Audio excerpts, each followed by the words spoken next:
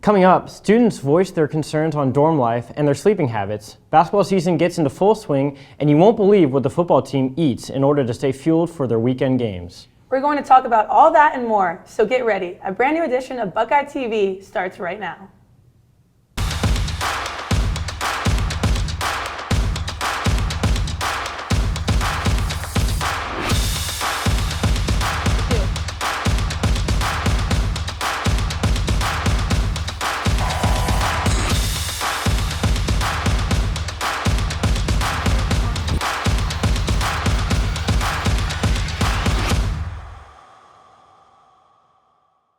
Hello everyone and welcome back to Buckeye TV. I'm Cami Cordacrax. And I'm Zachary Taylor. There are two major lotteries in Ohio, the state lottery, which is worth millions of dollars, and the housing lottery, which determines in which residence hall students will spend their next couple of semesters. With some buildings still lacking air conditioning, where students' place in their selection order is a big deal, Eric Voss spoke to Ohio State students to get their thoughts on life in the dorms. As a freshman or a sophomore, living in the dorms is one of the biggest aspects of the college experience. Since each student's experience in the dorms is different depending on where you live, it leaves students with very unique opinions on dorm life. Buckeye TV went around campus to see what students think about life in the dorms. I think it's pretty good for the most part. It's definitely a lot better than other schools in Ohio. The dorms are honestly relatively nice, and they're pretty big, and they're in good spots on the campus. Even though there is a lot to like about the dorms, some students are not too fond of the lack of AC in some of the South Campus dorms. They're okay. The one I have is pretty big, but it doesn't have AC, so it kind of balances out. Bathrooms, some of them are really good. The one I have is not great. Some students understand that some of the dorm shortcomings is not the fault of the dorms themselves. The only complaint per se would be that sometimes laundry gets hard to do, but I feel like it's going to be like that at any school. You can't really fix that. While living in the dorms can have their hardships, they are a great way to feel like you're living the college experience. They have their ups and downs, but if there is one thing we learned, it's that Ohio State students are genuinely very positive about the dorm life here on campus. Reporting for Buckeye TV, I'm Eric Vaugh. Many students here at Ohio State live in the dorms. Reporter Connor Canfield went around campus finding out where they lived and whether they preferred living on North Campus or South Campus. Where you live here at Ohio State can be a make or break experience of your first couple years here in Columbus. Most of the dorms in this campus are located either in North Campus or South Campus. I'm here at the Oval to see if we can get some opinions on whether or not North Campus or South Campus is the superior option. Now, you're obviously a third year, so I would assume you live off campus, but when you were on campus, what side of the campus did you live on, North or South? So I lived South Campus in Patterson Hall. And what would you say is a benefit of living on South Campus? I'd say the most beneficial thing about that area is just the community, because a lot of the people that I became very close with and I'm close with now are the people that I lived with and lived near. So I think South Campus tends to have a very close-knit community. The dorms are fairly close together, and I think that sort of creates an environment that people want to exist in. And what campus do you happen to live on? I live on the north side of campus. And can you give me one benefit of living on North Campus? All the dorms here have AC, so that's very beneficial when I'm trying to sleep. Can't sleep without AC.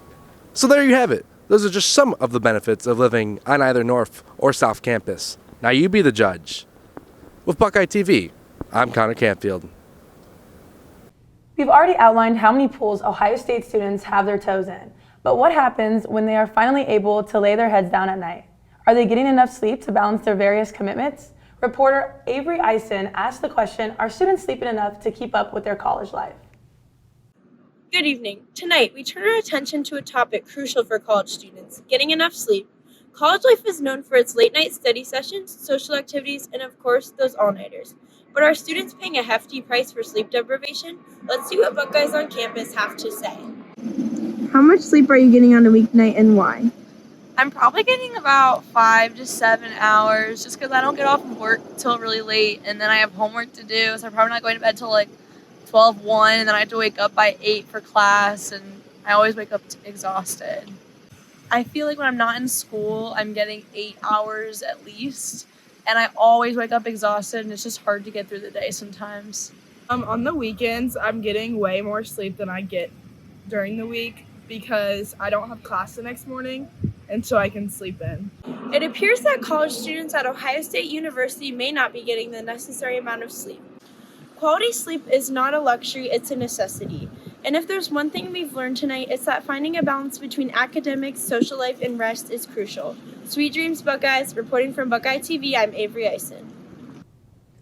By now, students should be aware of the partnership between Ohio State and the ride-sharing service Lyft. However, our Sarah Mumi has some recent developments regarding the future of the program and how it affects students. Since the year 2019, Ohio State students have participated in the Lyft Ride Smart program. The Ride Smart program discounts all Lyft rides in the University District and Short North area from 7 p.m. to 7 a.m. At the start of this school year, the discount decreased from $6.50 to $4 per ride. Here's what some students think about the price change. I feel like it just results in students having less safe options to get home.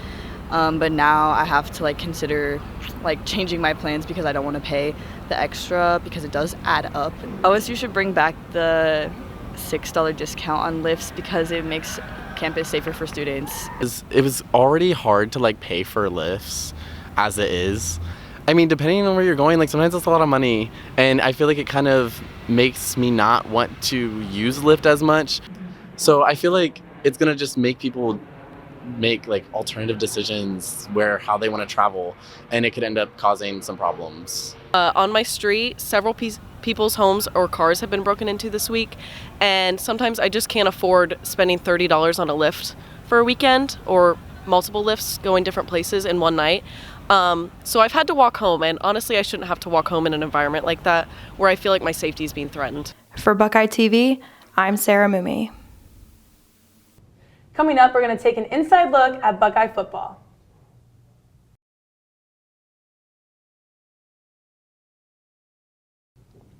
Students may be disappointed they won't be able to watch Ohio State Buckeyes football this weekend, but we have a different way that they can spend their Saturday. We go now to Aleshley Castro in downtown Columbus with more on the South High Street Flea Market. Some of you might recognize this as the South Drive-In movie theater, but did you know that it also turns into a flea market in the mornings? Today we are here to find out what the South Drive-In Flea Market is all about.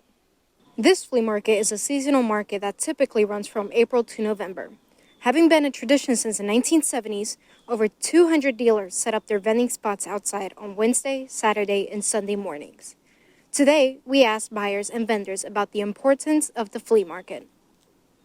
Fisher Price items for the kids to high-end antiques. It's a good buying market, yeah. I've seen planes being sold out here. I've seen dishwashers. I mean, stuff that you like, how you gonna get that home?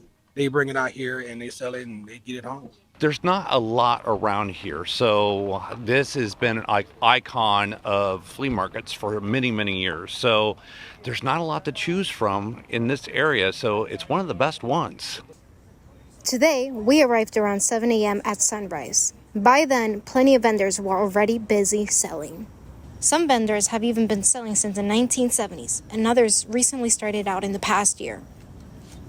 This flea market is also very accessible to OSU students. Simply take the number 8 CODA bus on High Street going south, and after a couple stops you will have reached your destination. My name is Aleshley Castro, reporting for Buckeye TV. College students are passionate about several causes and are willing to go out of state in order to voice their opinions. Isabel Rosario Montalvo has the scoop on the latest climate protests in New York, led by Ohio State students. 5 Ohio State students joined thousands of people in New York to demand an end to fossil fuels. And yeah, it was just a really powerful action that kind of showed, if you're gonna keep pouring money into the destruction of our planet, then we're gonna make sure that you are unable to do it. New fossil fuels, no new fossil fuels. My main goal going into it was to be connected to other young people and young adults who are dedicated to fighting for climate justice and for a better, greener, anti-capitalist world. Ohio Youth for Climate Justice fundamentally believes that we need a huge amount of people engaged in this fight if we want to create a better world. Climate justice! Now! Shut it down! I mean, ideally, I'd like to be able to live on a planet where I can use my college degree. Like, I think that'd be nice if the world is not on fire and stuff.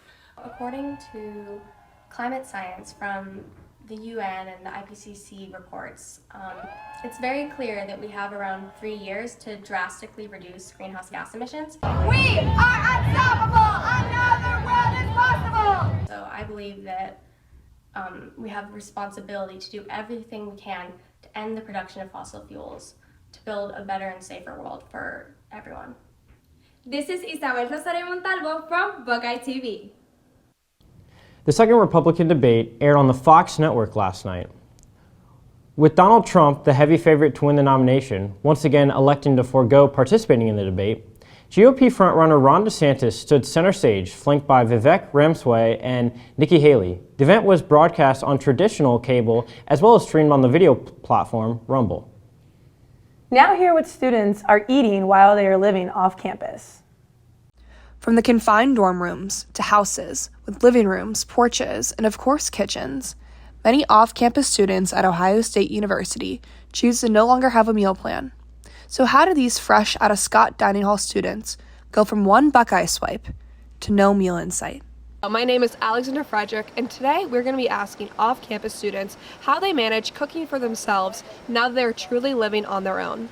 The hardest part is definitely getting the right things at the grocery store, so I'm not just buying ingredients for one meal at a time, so ingredients can kind of work for multiple meals. But it's been challenging, but good. And of course, like most Buckeyes, they're quick learners. Like the first 2 weeks, I learned what works and what doesn't, and I've been just teaching myself along the way. She doesn't really know how to cook, so I do most of the cooking, and then she just cleans up everything. So I know that you're not much of a cook. Do you find it easier living off campus, or do you miss living on campus, having those meal swipes? What is that like? I feel like it was easier off campus just because I'm eating things I like better, at least, where before I felt like I didn't really enjoy anything that I was eating. Some students have really gotten the hang of it, and they're here to share their advice. Stick to buying groceries early in the week or as often as possible, and just keep making all your food. Don't let it go bad. Last question, what is your favorite meal you've made so far? I would say it is a chicken pesto with rice and tomatoes. Stuffed peppers. Our stuffed peppers. I can't go wrong with the chicken parm. Chicken with some like stir-fry vegetables and rice and like Japanese barbecue sauce. I really like that. From what I've gathered, these Buckeyes will be eating just fine. Still to come on Buckeye TV, what do Ohio State football players eat in order to stay at their best on the field? And what pets have control of campus, cats or dogs?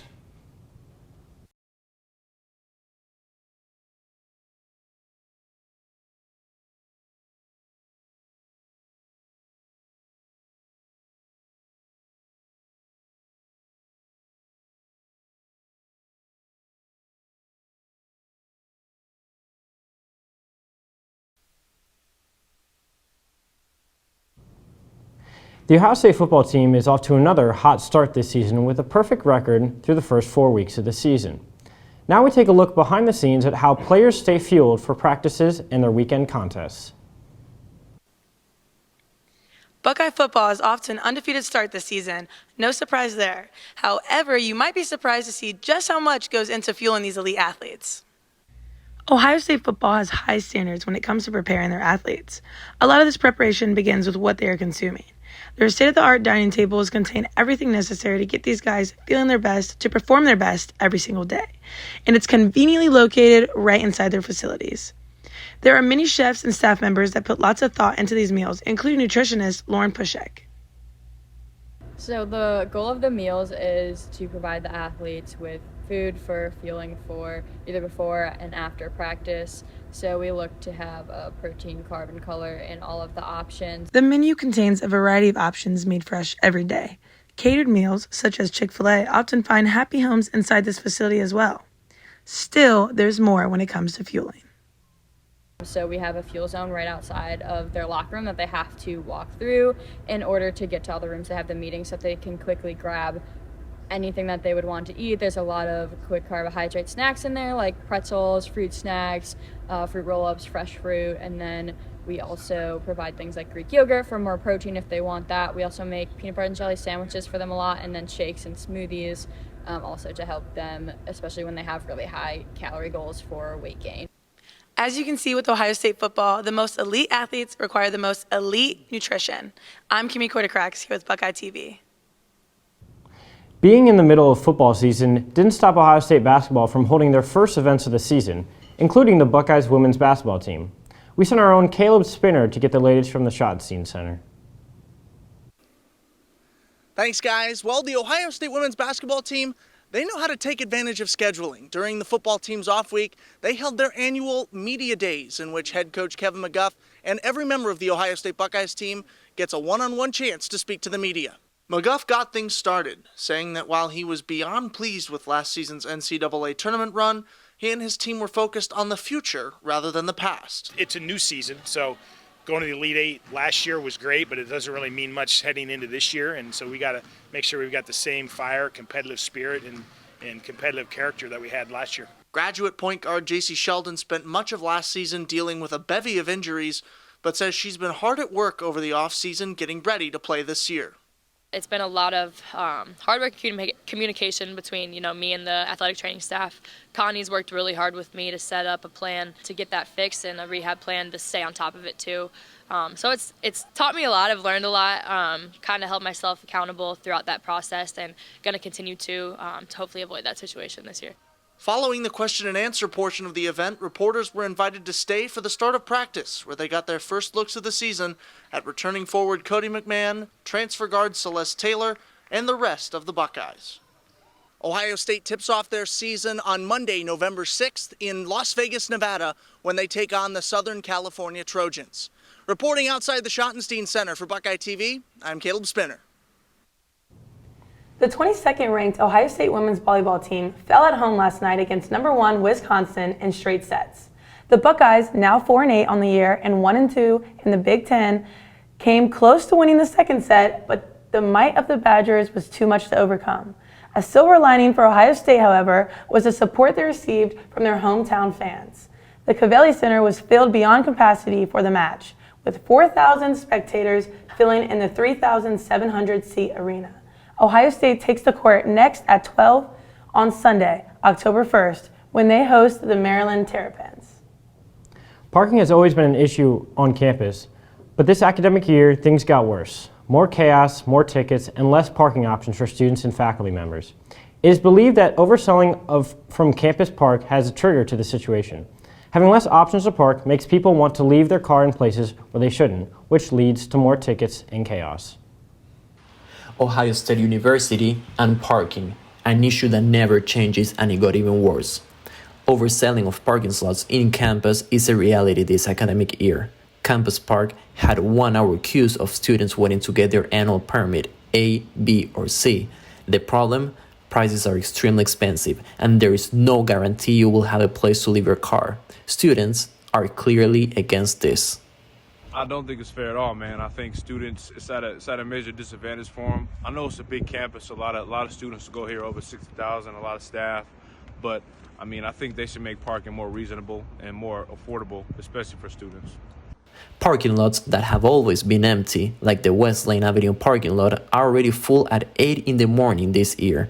The truth is that in-campus parking is chaotic. Overpricing and overselling makes students try to find an alternative option and start parking where they shouldn't, which has as a consequence more tickets.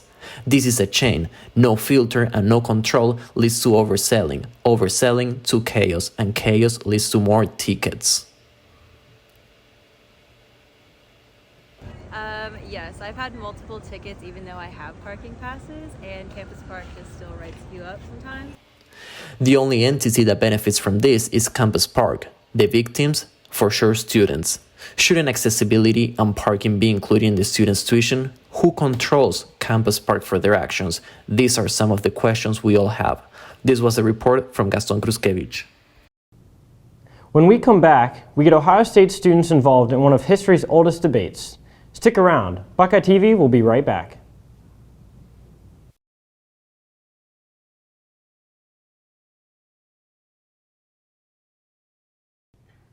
We all love our pets, but like sports teams we follow, some people wear that love on their sleeves and don't always see eye to eye with others. Reporter Alexis Delaney asked Ohio State students one of history's oldest questions: cats or dogs? For years, people have asked each other the question, are you a cat person or a dog person? Today, I am here to ask that very question and see where our fellow Buckeyes stand in this clash of pet preferences. Would you consider yourself a cat person or a dog person? A cat person. Probably have to go with dogs. I'm a dog person, but truly I have so many friends who are a cat person, and it's really been swaying me, especially like we now have a cat in our apartment. Everybody had their own reason for why they consider themselves a cat person or a dog person. Because I have one. It's a love-hate relationship, though. I'm allergic to cats, but we always had dogs growing up, so prefer them. The energy, as much as I love cats and like, you know, how cute they are, it's like I feel like I like the energy of going on walks and having that fur ball just being really energetic when I'm maybe not as energetic. While some traits may have been viewed as negatives to some, others saw them as positives. I also feel like cats, I don't know, I feel like I kind of identify with like the cat attitude a little bit more. Like the very kind of independent, do your own thing kind of attitude. And sometimes it's not always a one side or the other thing. I don't know, I feel like they both have their pros and cons and are both really cute animals and just a furry friend to have. But at the end of the day, whether you're crazy about canines or a feline fanatic, the most important thing is the passion that we have for our pets.